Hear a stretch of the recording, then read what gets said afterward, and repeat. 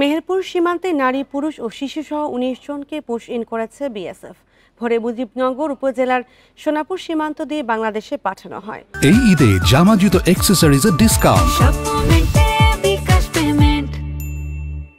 সীমান্ত পেরিয়ে বাংলাদেশে আসা এসব নারী, পুরুষ ও শিশুদের মুজিবনগর থানায় নেওয়া হয়েছে।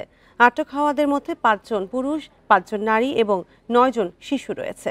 পুলিশ জানায়, অবৈধভাবে তারা বিভিন্ন সময়ে ভারতে যায়। কিছুদিন আগে ভারতীয় পুলিশ তাদেরকে আটক করে বিএসএফ এর কাছে হস্তান্তর করে।